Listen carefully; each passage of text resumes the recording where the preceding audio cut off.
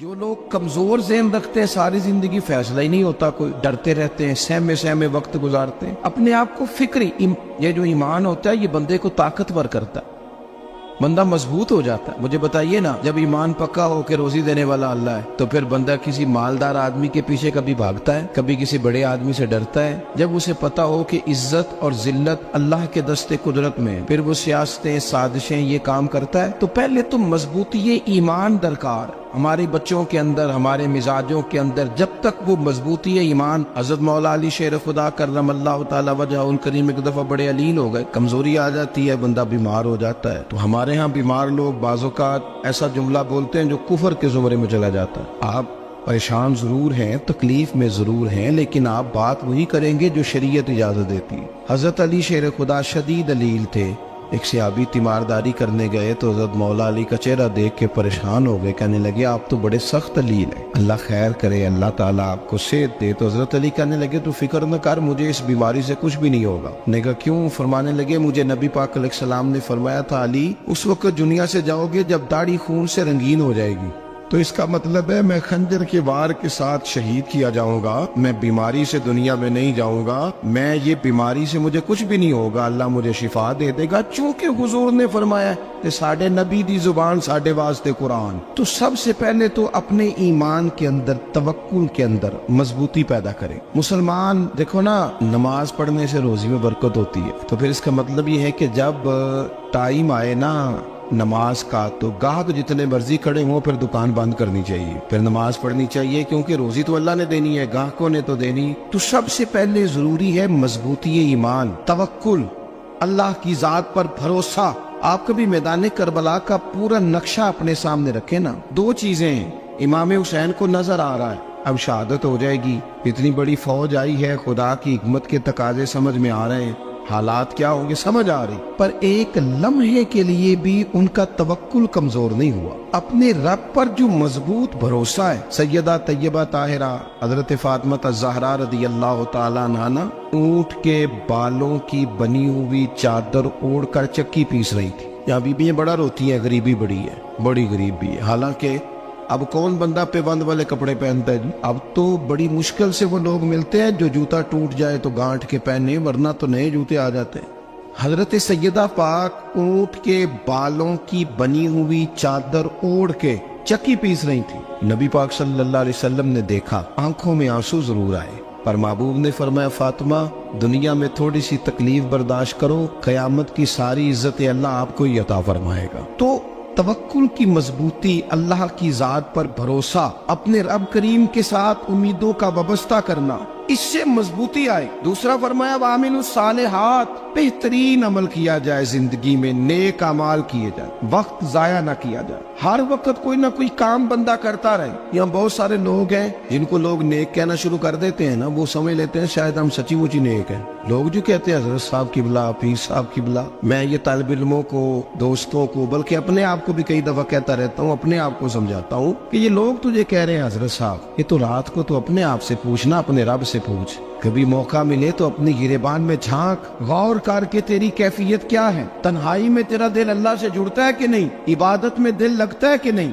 خدا کا خوف دل میں رہتا ہے کہ نہیں، غریب کی محبت، عزیزوں قربت والوں کا احساس طبیعت میں موجود رہتا ہے کہ نہیں۔ ویسے تو میرا مطلب ہے، لوگ کہہ دیتے ہیں حاجی صاحب آپ بڑے سخی ہیں، تو اس سے تو نہیں نا بندے نے سخی ہونا، سخی تو تب ہونا ہے جب اللہ کی بارگاہ میں مقبول ہوگا۔ اعمال صالحہ، نیک کام، اور وہ کرتا رہے بندہ، کوئی بھی کام اسے نیکی کا مل جائے نا۔ دیکھنا اپنا معیار ہر انسان نے بنایا ہوتا ہے کامیابی کا۔ کچھ لوگوں کا خیال یہ ہوتا ہے کہ بچے میرے پڑھ گئے، اپنی اپنی جگہ پہ سیٹ ہو گئے، میں اب بڑے سکون میں ہوں۔ کچھ کی رائے یہ ہوتی ہے کہ میں نے سب بچے بچیوں کا بیاہ کر دیا ہے، گھر میرا بن گیا ہے، اب میں بڑے آرام میں ہوں، قرار میں ہوں، سکون میں ہوں۔ تو اپنی اپنی رائے ہوتی ہے، لیکن حقیقت وہ ہے، اصل وہ ہے جسے اللہ کے قرآن نے بیان کیا۔ اللہ کریم نے فرمایا والعصر، اے محبوب علیہ السلام ہمیں آپ کے زمانہ مبارکہ کی قسم ہو، ان الانسان لفی خسر، فرمایا بے شک انسان خسارے میں، نقصان میں۔ اپنے تئیں کوئی دعویٰ کر لیتا ہے، آپ دیکھتے ہیں کہ بہت سارے لوگوں کے دعوے اپنے اپنے ہوتے ہیں نا۔ کسی بھی طالب علم سے آپ پوچھیں پیپر دے کے آئے تو پیپر کیسا ہوا ہے، تو کیا کہتا ہے؟ جب کینڈیڈیٹ الیکشن لڑتے ہیں تو رات کو جب وہ سوتے ہیں تو سارے جیت کے ہی سوتے ہیں، ان کو سب یہی کہتے ہیں کہ لوگ سارے تیرے ساتھ ہی ہیں.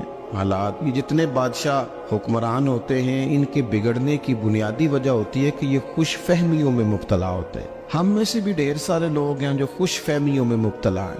کچھ کہتے ہیں جناب ہماری نسبت بڑی تگڑی ہے. بھئی نسبت تو امام حسین سے تگڑی تو کسی کی نہیں نا. تو ساری رات نماز پڑھتے تھے, روزے رکھتے تھے, اللہ کو یاد کرتے تھے. آپ خالی نسبت پر بیٹھ کر عمل چھوڑ جائیں تو یہ کیسے ممکن ہے؟ تو اپنے اپنے تئیں لوگوں نے معیار کامیابی کے قائم کر لیے ہیں. اللہ فرماتا ہے کہ محبوب مجھے قسم ہو زمانے کی انسان نقصان میں. یہ دن بدن جو وقت گزار رہا ہے تو اس کا نقصان, اس کا خسارہ, اس کا گھاٹا بڑھتا جا رہا ہے روز نقصان میں. کتنا عمر کا حصہ لوگوں نے ضائع کر دیا. کتنے بہترین لوگ تھے لیکن روزی روٹی کے پیچھے وقت سارا برباد ہو گیا. یہ رزق حلال کے لیے دوڑ دھوپ ہو وہ تو بڑی بات, لیکن تکبر کے لیے اور خواہشات, بیجا خواہشات کی تکمیل کے لیے, ایک دوسرے سے آگے بڑھنے کے لیے بڑا وقت ضائع کیا لوگوں. اچھا کوئی بھی نہیں جیتا, خاندانوں میں بھی کوئی نہیں جیتا, برادریوں میں بھی کوئی نہیں جیتا, پر لڑائی ساری زندگی کی ہے. میں نے آگے گزرنا, میں نے آگے, حالانکہ کوئی کسی کو جیتنے دیتا ہی نہیں. اپنے اپنے تئیں لوگوں نے معیار قائم کیے کامیابی کے. اللہ فرماتے ہیں بے شک انسان نقصان میں ہے, لیکن جس میں 4 خوبیاں پائی جائیں اللہ کا قرآن کہتا ہے وہ بندہ کامیاب ہو. کون کون سی؟ الا الذین آمنوا. سب نقصان میں نہیں سوائے ان لوگوں کے جو ایمان لائے. سب سے پہلے کیا کرے؟ ایمان ہو اس کے پاس, مضبوط ایمان. وعملوا الصالحات, اور ایمان بھی لائے اور نیک کام بھی کرے. اور صرف نیک کام نہ کرے, وَتَوَاصَوْا بِالْحَقِّ, لوگوں کو حق بات کی نصیحت بھی کرے. اور ظاہر ہے سچ بولے گا, حق بولے گا تو بڑے لوگوں کے مفادات کو ٹھیس پہنچے گی, کچھ لوگوں کو تکلیف بھی ہوگی. تو اب جب تکلیف ہوگی تو پھر مصیبت بھی آئے گی. تو اگر حق بات کہنی ہے تو پھر کیا کرے؟ وَتَوَاصَوْا بِالصَّبْرِ, اور ایک دوسرے کو صبر کی بھی وصیت کرے. 4 چیزیں پائی جائیں, ایمان, اعمال صالحہ, حق کی نصیحت, اس رستے میں آنے والی تکلیف پر صبر. اگر یہ 4 چیزیں میسر آتی ہیں تو اللہ کا قرآن کہتا ہے بندہ کامیاب ہے. اور اگر یہ 4 چیزیں نہیں تو پھر کوئی بندہ جتنا مرضی دعویٰ کرے, جتنا مرضی شور کرے, جتنا مرضی اعلان کرے, وہ کامیاب ہو سکتا. سب سے پہلے تو اپنا ایمان پکا کرے. یہ جو کچی پکی باتیں کرتے ہیں نا لوگ, مسلمان جو ہوتا ہے نا, مسلمان وہ لوارث نہیں ہوتا, وہ وارث والا ہوتا ہے. اس کا رب ہر وقت اپنی رحمت سے اس کی حفاظت کرتا ہے. مسلمان ہر وقت نبی پاک علیہ السلام کے نگاہ کرم میں رہتا ہے. اسے کمزور باتیں نہیں کرنی چاہیے کہ میرے کو پیچھے چڑھ گیا تو پتہ نہیں کیا ہو جائے گا, برادری مخالف ہو گئی تو پتہ نہیں کیا ہو جائے گا, سچ بول دوں گا تو لوگ پتہ نہیں مجھے مار دیں گے. ایسا ہو نہیں سکتا. چھری حضرت ابراہیم چلائے بھی نا تو حضرت اسماعیل کے حلق پہ چلنا اس نے تب بھی ہے جب اللہ حکم کرے گا. تو اللہ کی حکمت ہوگی, حکمت الہی ہوتی ہے تو کوئی کام ہوتا ہے, ورنہ ہوتا. تو اپنی طبیعت میں مضبوط ایمان, توکل, اللہ پہ بھروسہ, مضبوطی افکار کی, کچی باتیں نہیں. دیکھو نبی پاک صلی اللہ تعالی علیہ وسلم نے فرمایا نیکی کو کبھی حقیر نہیں سمجھنا, کبھی حقارت سے نہیں نیکی کرنی کہ یہ بڑی چھوٹی ہے تو میں اس کو کروں. اب فرمایا کبھی حقیر نہ سمجھنا, نیکی کا کام جو بھی ملے کر دینا. فرمایا اگر بھائی سے مسکرا کے ملو گے بنا تو اس پر بھی اللہ تمہیں صدقے کا ثواب عطا کرے گا. ہم تو اس دین سے کے ماننے والے ہیں جو کہتے ہیں تو گلی سے روڑا اٹھا دے, کانٹا اٹھا دے, کسی کی تکلیف دور کر دے, کسی اس پر گنجائش کر دے, کسی کے لیے آسانی کر دے. جو بھی خیر کا کام میسر آئے پورے دن میں اسے چھوڑے نہیں. صبح گھر سے نکلے, وہ ایک صحابی تھے, غالباً تابعی تھے, تو بازار جاتے اپنے غلام کے ساتھ تو سارا بازار گھوم کے واپس آ گئے. خادم نے کہا جناب کو نہ کوئی خریدا نہ کچھ بیچا. تو آپ سارا بازار گھوم کے آ گئے. فرمانے لگے تیرا کیا خیال ہے؟ میں نے کچھ بھی نہیں کیا. کہا جناب پھر کیا کیا ہے؟ فرمانے لگے تم نے دیکھا جو بندہ بھی گزرا میں نے اس کو کہا السلام علیکم, تو کتنی کو نیکیاں میں جمع کر کے آ گیا ہوں. کوئی خیر جو میسر آئے. ہم سمجھتے ہیں کہ شاید کو کروڑ کو روپیہ ہوگا تو پوری مسجد بناؤں گا تو پھر میں نے نیکی کر دی ہے. شاید جناب میں, حالانکہ یہ چھوٹے چھوٹے کام ہیں نا, چھوٹے چھوٹے کام, ان کی تو زیادہ ضرورت ہوتی ہے, ان کی تو زیادہ حاجت ہوتی ہے. کوئی آپ رستے میں گزر رہے ہیں تو نیچے کوئی کھڈا بنا ہوا ہے تو اس پر ہم کیا کرتے ہیں, گاڑی میں بیٹھ کے تبصرہ کرتے ہیں اے روڈ کھورے کدو بننا ہے. بھئی یہ کھڈا ہے نا تو آپ نیچے اترے نا, تو آپ دھاوڑا لیں نا, کئی پکڑے نا, یہ تو 5 منٹ کا کام ہے. यहाँ आसानी कर देना, आप इसमें गुंजाइश कर दें। हुजूर सैयद आलम अलैहिस्सलाम ने फरमाया, इमाम राजी ने हदीस लिखी है, कयामत के दिन एक बंदे को अल्लाह माफ करेगा तो मालिक वो बंदा अर्ज करेगा, या अल्लाह मैं तो बड़ा गुनहगार हूँ, किस वजह से माफी हुई? फरमाया, रात के वक्त तू गुजर रहा था, तेरे पैर से रोड़ा टकराया था, तूने उठाया इधर उधर देख के कि कोई अल्लाह के किसी बंदे को तकलीफ ना हो जाए। का मालिक को वो तो मैंने जमाना बीत गया, कोई इतनी बड़ी बात भी नहीं समझी। तो रब करीम ने फरमाया, तो रात के अंधेरों में भी मेरे बंदों का ख्याल रखता था, तो मैं तेरा ख्याल ना करूं?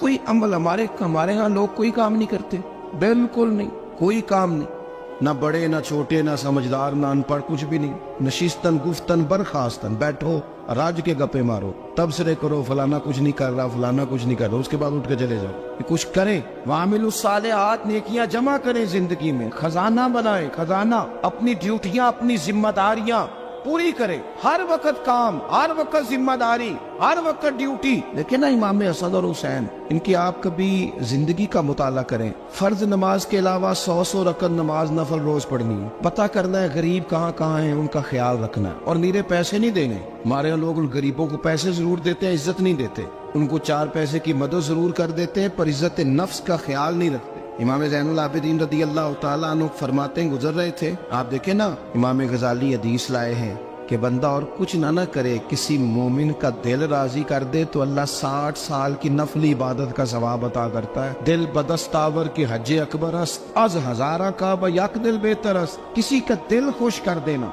उसको राहत दे देना, उसको करार दे देना, उसके लिए कोई ऐसा सामान कर देना कि बंदा मुतमईन हो जाए, सुकून हो जाए। ये हमारे यहाँ जो लोग होते हैं ना, सरकारी मुलाजिमीन, ड्यूटियों वाले, इनकी तबीयतों में तलखी होती है। ये अगर सिर्फ प्यार करने लग जाए ना, से वाबस्ता लोग मेरे आप में से हैं, तो मैं उनसे कहता हूँ कि शिफा तो अल्लाह ने देनी है, चलो तुम दुआई तो आज के दिया करो ना, तुम आने वाले की बात तो तवज्जो से सुनो। वो बेचारा अपनी बात, हमारे एक बुजुर्ग थे तो तावीज लिखा करते थे, बड़े आलिम थे, मुझे कुछ थोड़ी सी ना मेरे दिल में उनके बारे में खफगी रहती थी कि आप इतने बड़े आलिम हैं, आप किताब लिखे, आप तवीज लिख रहे हैं, और फिर लोगों ने कमाई करनी होती है, आप तो मुफ्त देते हैं सारा कुछ, इतनी लंबी ड्यूटी, सारा दिन बैठे रहते हैं आप और लिखते तवीज है। मैंने एक दिन उनसे गुजारिश की, मैंने कहा शेख आप बड़े आदमी, जिन लोगों को अल्लाह ने रुसूख फिल इल्म अता फरमाया होता है, उनमें से आप, अल्लाह ने आपको पुख्तगी दी है इल्म में, शौरी आलिम में, आप सारा दिन तवीज।